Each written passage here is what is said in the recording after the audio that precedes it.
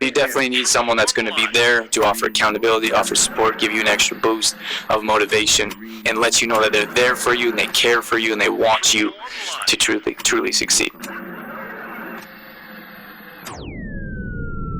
Welcome to Exploring Mind and Body with Drew Tadia. Drew is an expert in nutrition, fitness, lifestyle, and more. And he wants to help you live a healthier, longer, and more active life. Now here's your host, Drew Tadia. Welcome to another edition of nationally syndicated Exploring Mind and Body. Thank you so much for being here. Thank you for tuning in and being a part of our True Form Live community, whether you're listening as a podcast around the world or on terrestrial radio that I suppose is now around the world also.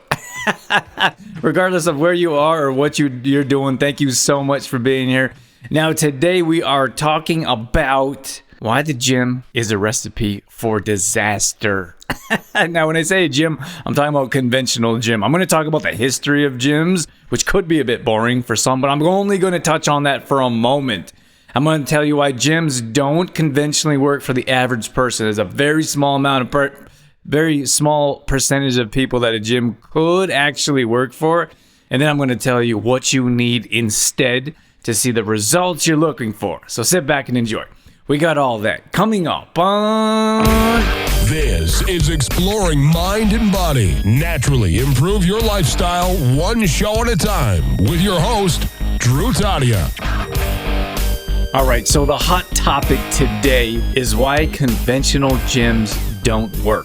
And so let me take a step back here, and I'll give you a brief history of what gyms used to be. So picture Arnold Schwarzenegger back in the day when bodybuilding, I think it was Jack Welch, the bodybuilding pioneers. They used to work out in bare feet. They were like cavemen. Neanderthalish. I'm not putting them down by any means. I think it's pretty cool what they did and what they've turned the fitness world into. But fitness wasn't a thing, and it wasn't that long ago.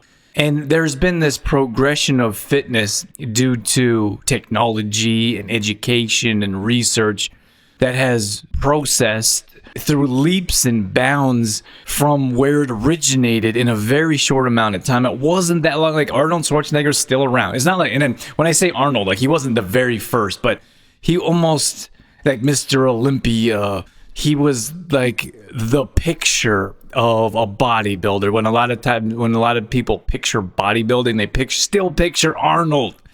And I mean, he wasn't the first, but I just mean he was the first to really be in mainstream and move in from movies to governor to Hollywood. He's the guy you could put a face on when it comes to the original lifting, original bodybuilding. You could even say original steroids. Like, that was the era. And there's a number of other ones as well. But and don't worry. I'm not gonna stick on this subject for too long. But that's where I think it's important to understand the roots. Like, that's same as weightlifting, which I'll talk about here in a second. But these guys, they were super motivated to have these incredible looking physiques. And that was built on as much muscle mass sculpted as they could possibly create, whether that's naturally, synthetically, if you will. And like I said, I don't think like there's bodybuilding. I'm not really going to talk about steroids much. That's for another topic, but steroids was a thing without a doubt. It's still a thing that you have to sign up for natural bodybuilding if you're not going to do steroids, if you're going to not test negative for steroids. But of course, it's a thing. Like, I don't know if our audience would know, like, what's his name, the Liver King. Like, this guy he looked like he was bigger than Arnold, maybe not taller, but he was huge, muscle bounding, gorilla man, like muscles coming out of every aspect. And he'd always say, I'm not doing steroids. And it was clear to anyone that knows anything about steroids, the guy was on steroids. Anyways, he ended up coming out and being like, okay, I'm on steroids. And it was like this huge big thing. It was quite ridiculous, if you ask me. I mean, imagine a lot of you don't even know what I'm talking about, but it was in the news and all over social media. It was a thing.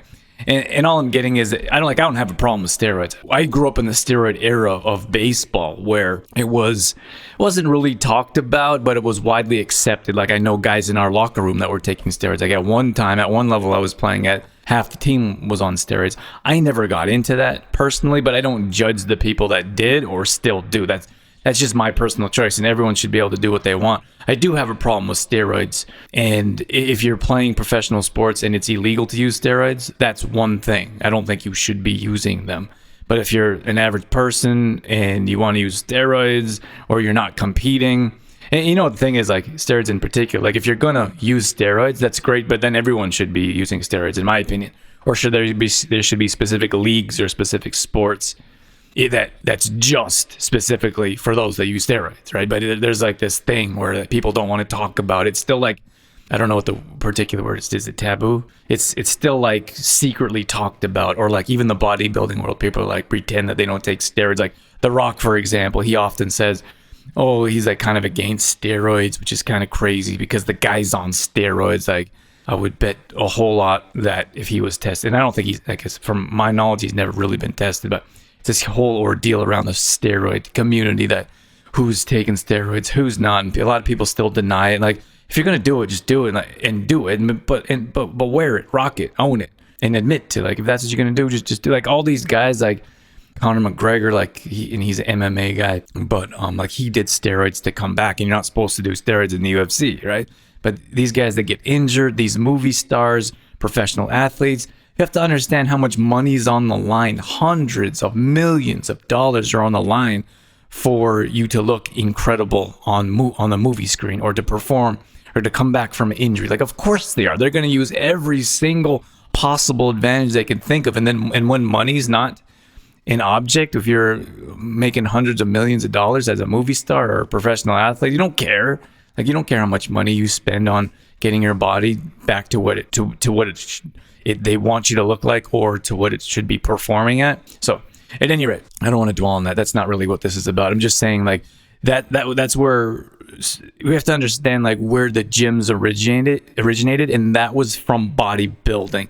And it's the same thing when it comes to workouts. Like, the workouts that people still do at the gyms, those workouts originated from bodybuilding. And it's crazy to me, and I'm just being, I like to talk about this subject, but I'm not dwelling on it. I just think it should be very clear. Like, your actions, you want your actions to equal your results. That's what happens. You're inaction or inaction. Like, if you don't pay your credit card bill, you're going to get interest fees, right? That's an inaction. The actions that you take, if you decide not to work out, if you decide not to eat right, you're probably not going to love your body image. You're probably not going to be at your ideal body weight. And that's just the way it goes. That's inaction.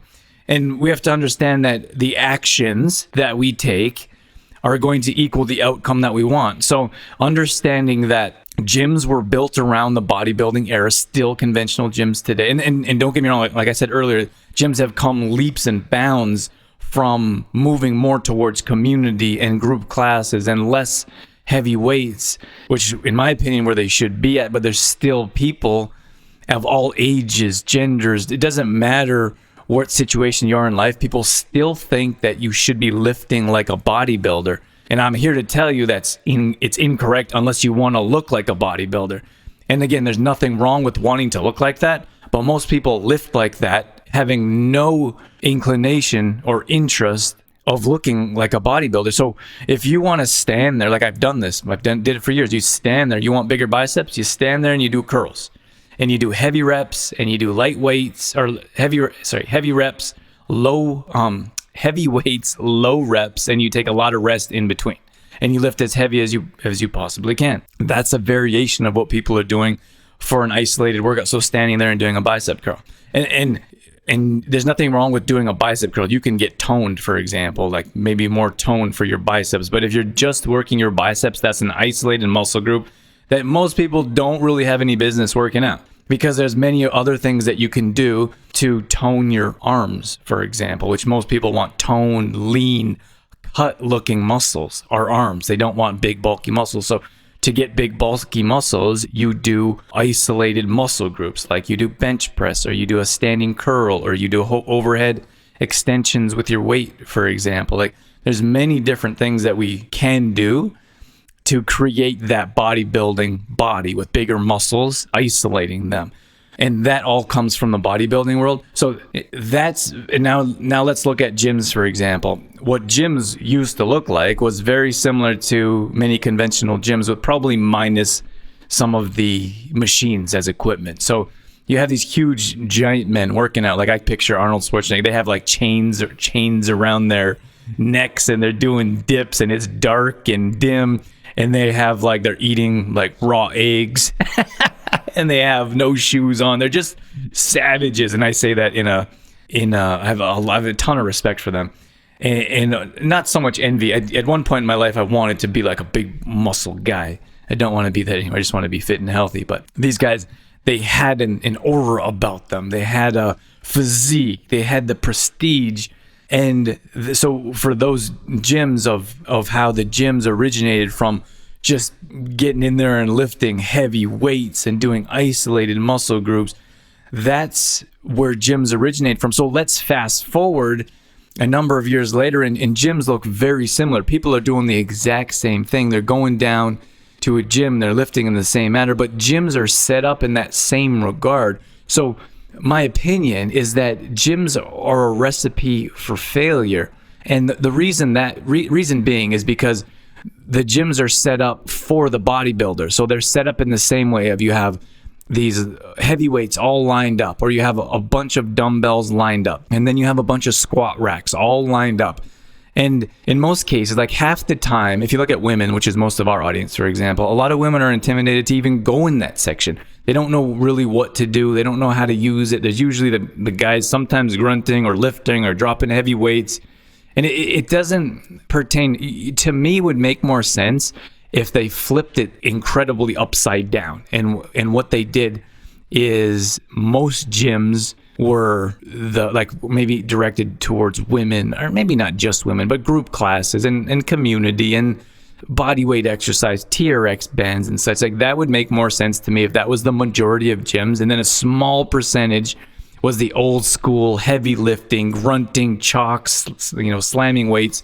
That would make more sense to me if there was a smaller percentage. And I think we'll get there at some point.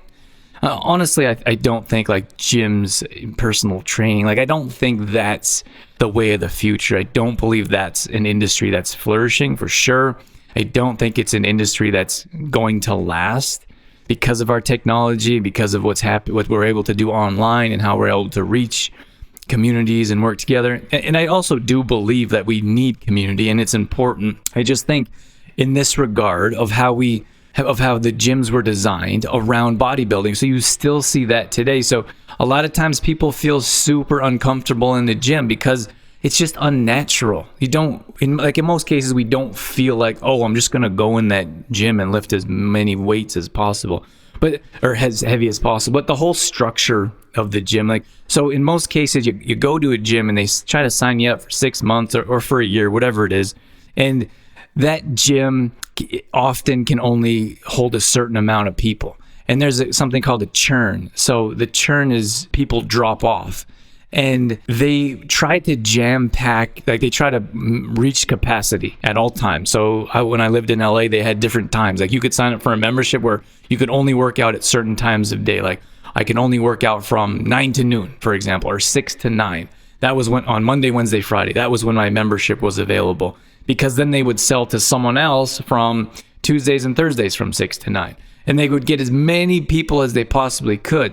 And here's the gym is that, and understand what I say. I'm saying in most cases a lot, because there's outliers and there's gyms that are really successful and gyms that are set up properly.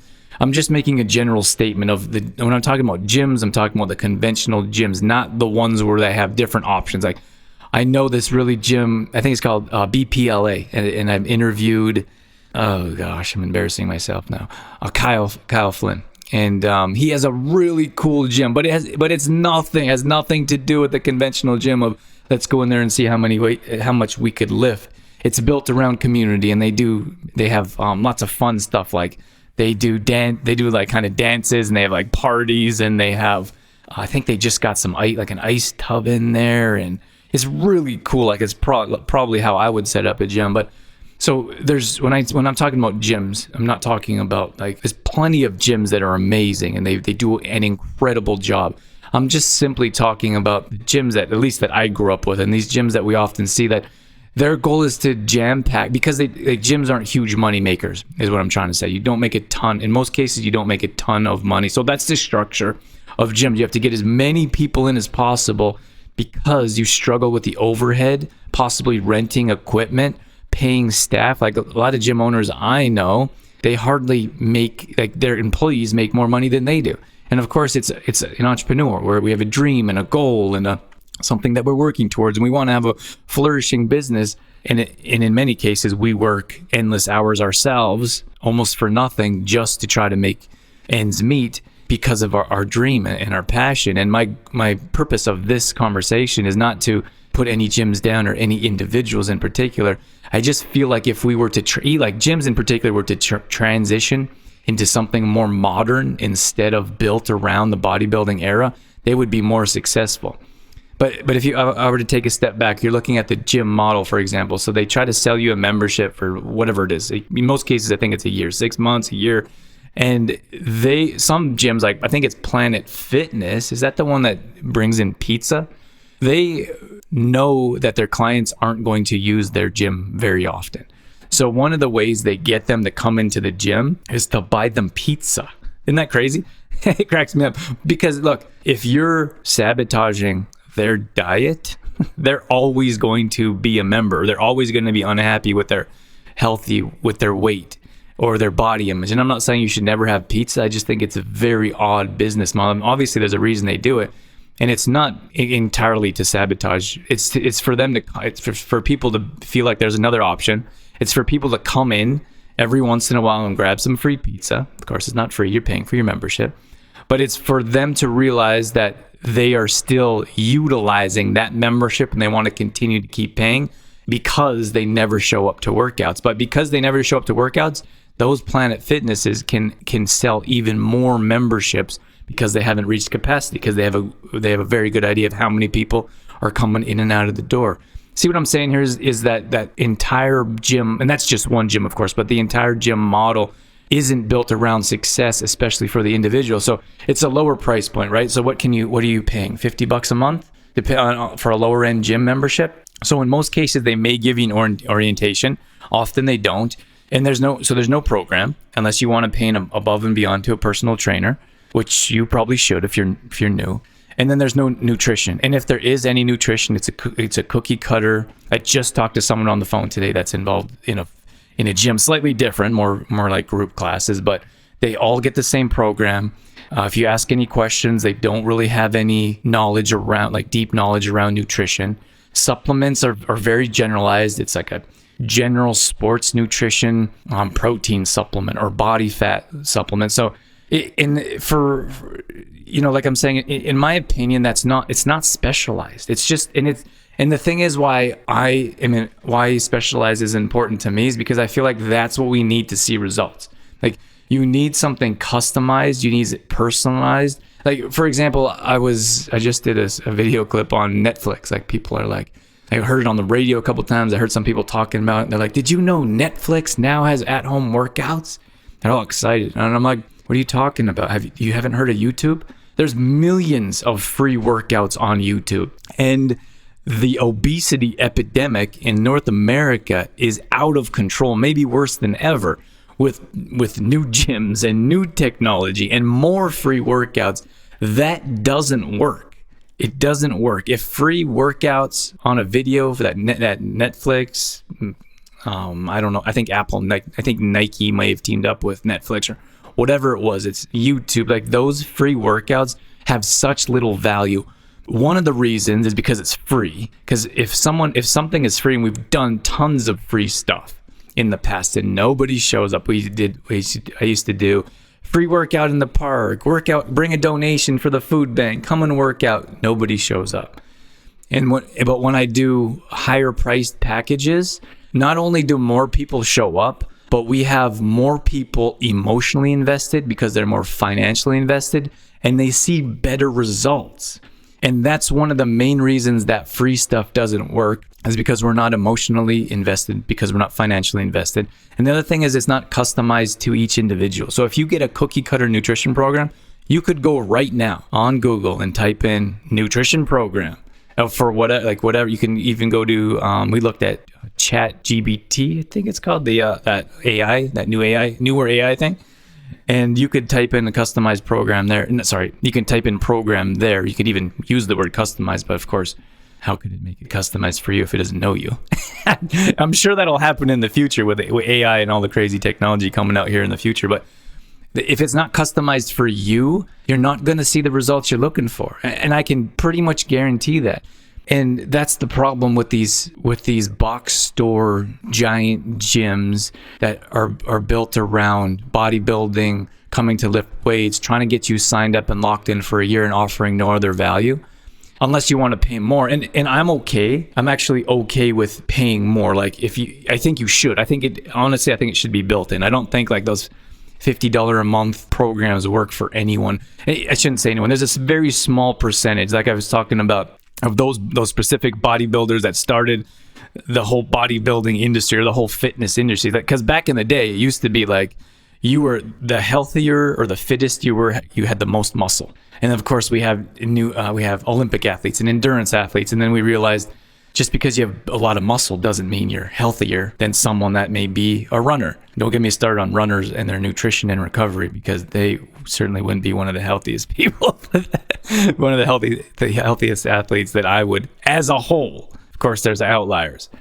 But what I'm saying is that we thought that, if you had huge muscles, you were healthy and fit. But then that translated, or that adjusted over the years, and that changed, and we have different understanding of what healthy is and how to get healthy and what we need to do. And so, like I was saying, is that I feel like that cheap $50 a month thing works for a very small amount of people, like a very small percentage of people, like those bodybuilders that were ultra focused and ultra motivated. And it could work for athletes because they're very motivated for their sport. But in most cases, you work out with a team, not all the time, but you work out with a team. You have different training sessions. You could have dry land. You could have off season. You could have in season training. You could, if it's baseball, you would have you have throwing, you have sprinting. So sports is very different. Those gyms could work for sports because there's so many other things attached to the sports figure in general. But the average person going into a gym, it's just a recipe for failure, in my opinion, because it's not built around you succeeding or for you to see success. So we ran a program and we talked to some people and they're like, hey, would you like to keep working with us? And they're like, you know what? I'm going to do the gym thing. We'll go the gym route. Like, okay, but like this, and that. I didn't want to talk them out of it. I just wanted to let them know like what was going on, like what the gyms are built for. And just because they're cheap doesn't mean that you're going to help them see results. And what happened a few weeks later, I talked to them and they're not going anymore. Maybe for different reasons, but the bottom line is that the bottom line is that it's not really built around you succeeding for the average person. And that's why I said I would be more on board with those gym situations if they said, okay, if you sign up for this gym, you have to have a personal trainer. So you're not paying the low end price. Like you're not paying whatever the $50 a month. Like you're paying for a consistent trainer, at least whatever that is, once a week or twice a week. You're paying for a meal plan, and that's built. And I would build that into the package. And I would say, so you have a customized meal plan and someone to sit down with you once a week or at least once a month. You have a customized workout program. Again, someone sitting down with you once a week, once a month to make sure you're staying on track, to offer accountability and making sure you're paying attention to your nutrition. The other aspect is that when someone should be messaging you, right? Like someone should know if you're getting your workouts in or not. And that's the accountability. If you're catching up with the trainer, probably once a month really isn't enough, but it would be dependent on what you want to invest in yourself, right? The more you invest, the more you're going to get out of it. And the problem is that we feel like we're actually saving. I'm actually saving money when I'm not investing more in myself. And not really, you're just allocating that to other areas where you're going to be paying for in the future. Like you're either paying for time by sitting in a line waiting for your pharmaceuticals, or you're actually paying out of pocket depending on where you live in the world. And I mean, you could be paying in taxes. Like in Canada, everyone's like, oh, healthcare's free. I'm like, pretty sure we all pay taxes. In the US, it's a bit different though. And we have listeners all over the world, so it could be very different where you are. But regardless, you're going to be paying at some point in time. If you don't put in the time and effort in the financial investment that it takes. And I really think it would be amazing. I really do. I think it'd be amazing if we as a whole were motivated by free stuff. But most cases, we see the least results when things are free. And here's the thing. Look, it's been how many years that YouTube's been around, and how many years that we've had millions or hundreds of thousands of free workouts and access to free meal plans. If those worked, wouldn't the vast majority of the world be fit and healthy and not on pharmaceuticals and not terribly miserable with their body image and not seeing the results that they're looking for, right? That's a clear sign that stuff that is so available to the masses that we don't use, we don't stay on track, we don't have a supportive community, we don't have a mentor or a coach that's watching to make sure we're following and staying on track. And that's what you need. And I told you at the beginning, I would tell you what you need to actually see results. And the thing is that you're not going to want to hear what I have to say. The thing is that you need a financial investment of something reasonable enough for you to put time and effort in. And that's different for everyone. It really is. And you could spend a lot of money. You could spend, I suppose, the duration, like it depends on how long you sign up for, but you could spend $1,000 a month, $3,000. I've heard of programs that are upwards around $12,000. And just understand where you're at, right? Like you could look at celebrities, like of course they're paying way more than the average person. Or you could look at professional athletes, they're paying a ridiculous amount of money compared to us as the average person. But so whatever's reasonable to you, like in most cases, I would say that if you're paying $50 a month, that's not going to motivate you enough to even use it. Like how many people sign up for a year membership and they go for a couple months and then they stop for 4 months and then they go back at Christmas for a month or at New Year's for a month and then they stop. Obviously that financial investment isn't enough to motivate you. So in my opinion, you need something that's at the very least you saying, well, if I'm paying this much, I better use it. And you should, because if you're not paying that, you're not going to do anything.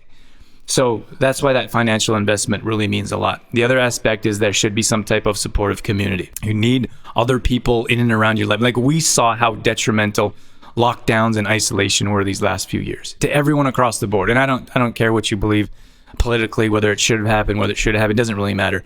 But we've seen firsthand how detrimental that was. So flip that, the exact opposite. So go with complete isolation in your own home, not seeing friends and family or any type of community.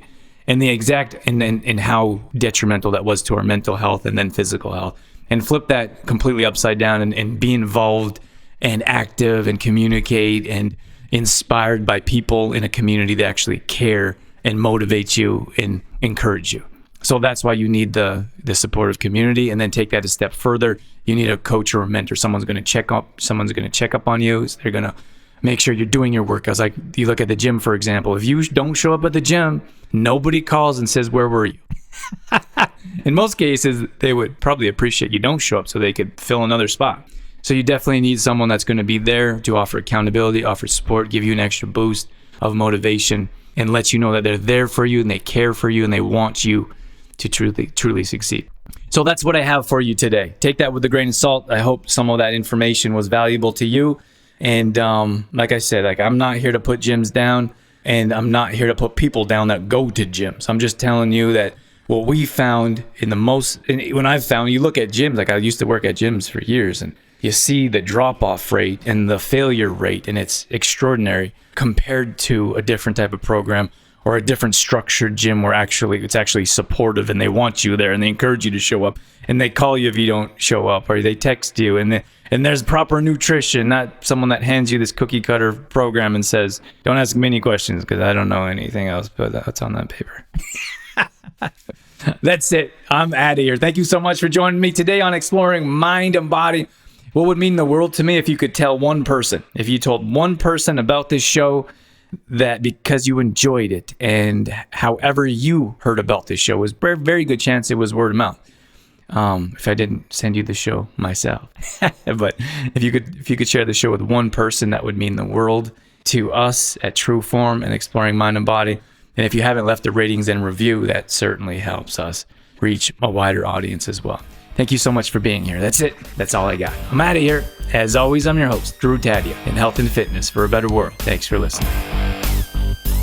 You've been listening to Exploring Mind and Body with Trueform Life's Drew Tadia, fitness expert. To find out more about the show, Drew Tadia, or to listen to past shows, visit exploringmindandbody.com.